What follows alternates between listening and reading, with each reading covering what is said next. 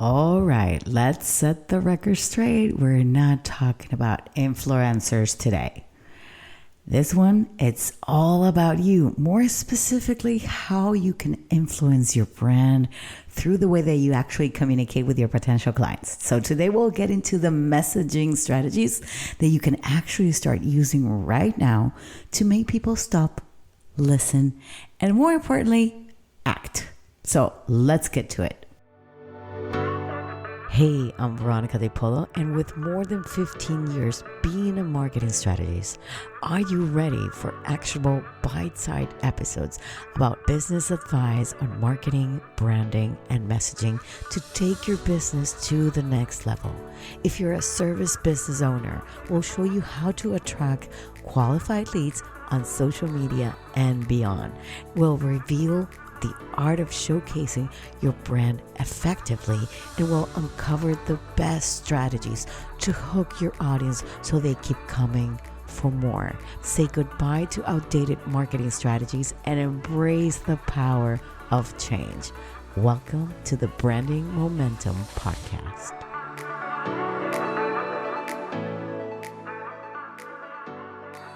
So I'm going to give you like 5 things in total on what I think that you should actually do and how to implement it. And I'm going to give you some examples and some quick turnarounds and fun, relatable things that you can actually apply. So let's get to it. So number 1 would be stop talking about features or start talking about experiences. So what I mean by this is really big. If you're still talking about features instead of experiences, you are definitely missing out when it comes to messaging. People don't just want to know what you do or the figures that you have or the graphs and all those. They want to actually imagine themselves living it. So instead of listening to the features of what you offer, give them the experience of what it would feel like to work with you. So instead of our platform is easy to use, you can say something like picture logging in, getting everything done in 10 minutes, and spending the rest of the day doing what you love. That sends the message immediately. But the best thing here is that if you close your eyes, you can actually picture this happening as a movie. So it's about making them feel the outcome. Think of it as like if you're going to a new restaurant, the menu, might say filet mignon, but what draws you in is when someone actually says to you, it is the most delicious and tender that is going to melt in your water because that steak is amazing. You need to taste it. You can almost taste the experience just from that description.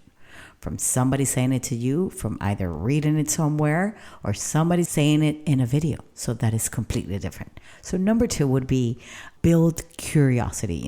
Tease but don't tell. Let me show you a little bit, but not so much.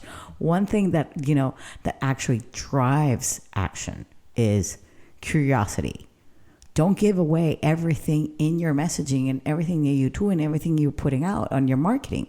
Instead, give them just enough to make them lean in and want more. And you want your audience to actually think, wait, you know what? What's next?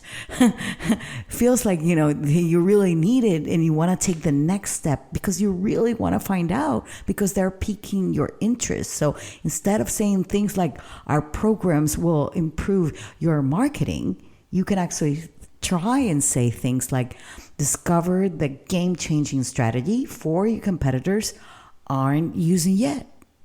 Isn't that a little bit better than the other one? Because you are giving them something for them to actually want to know a little bit more. And it teaches something valuable, but it leaves them, wanting to learn more because curiosity equals action.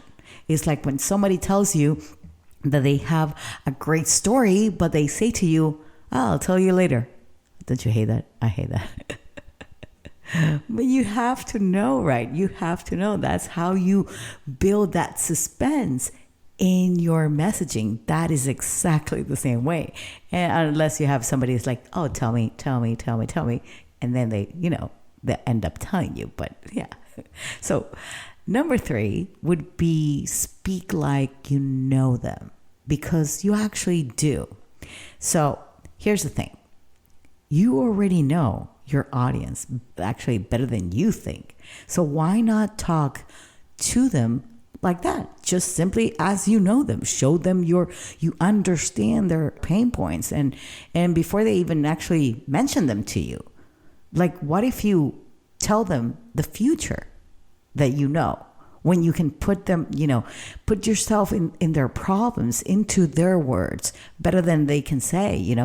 There's so many people that say so many things. And then we as business owners, we don't take that information.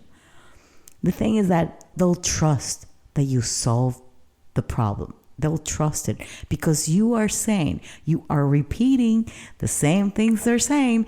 And that's how you use your marketing. That is marketing 101. So you got to repeat what your clients are usually telling you all the time. That's why I always say, you got to listen. Got to listen to what your clients are telling you instead of saying we help improve your work process. Why don't you say something like, that feeling when you have to do your to-do list and it keeps getting longer and longer and you just want to hit pause and delete? We can actually help you get control of your day again. You're speaking right there. You're speaking directly their language. You're speaking how they talk. You're speaking to their pain, making them feel seen, like you are valuing their pain. And that's what people actually want. And it's like, if a friend describes a bad day and you're like, yeah, I know exactly what you mean. I've been through it.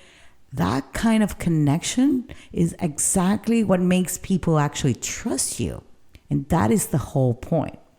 Now, number 4 is going to be show, but don't sell. It's different from number 3 because people are tired of being sold. We all have to sell. Let's be honest. I'm not going to sugarcoat it, okay? We all have to make money in the end. But there are different ways that you can actually use within your messaging. Instead of selling, show them what working with you looks like through stories, through real life experiences, through even subtle cues, like let them visualize themselves succeeding with your help without being pushy. So don't say we increase your efficiency by 25%. Nah, nobody wants to hear that. Like, how can you show me that? Hello.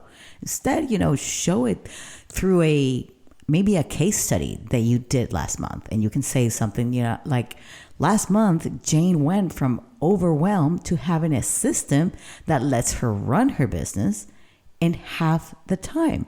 What you're doing is that you're showing the results. You're not selling the process. You're making them curious as well. So they might want to know, what do you mean like half the time? It takes me a long time. I want to know more. Right? It's like watching a cooking show and you see that chef whipping something amazing and they're not telling you the recipe. They're just making you want to try it by showing you how delicious it looks. How many times have you seen something like that? Master Chef, Top Chef. Oh my God, so many cooking shows that I love. And they all do the same for me. Now, the last thing that I want to talk to you is the 5th one, which is the urgency without the stress. How are we going to talk about this? So urgency works, but it doesn't always have to be high pressure. You can create gentle urgency by helping them realize that they're missing out on without making them feel rushed. It's all about the balance, the sweet spot. Right? So instead of like saying, and I see this so often, limited spots available, act now, shop now, buy now, do. The sooner you start, the sooner you'll get results. This approach, sorry to say it, but it gives them a nudge without the stress, making them think, hey, why not now? Maybe I should do it now. Like, why not? Maybe this is my moment. This is my time.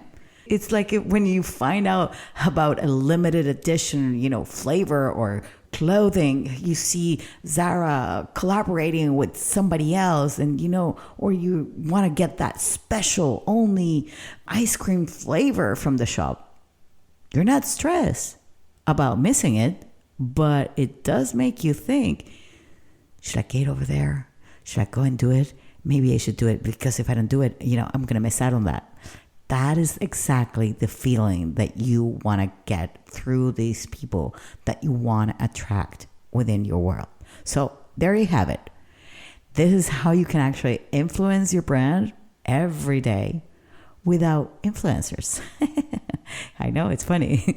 It's really about making people feel the experience, building the curiosity, speaking directly to their needs, and showing, not selling what you can actually do.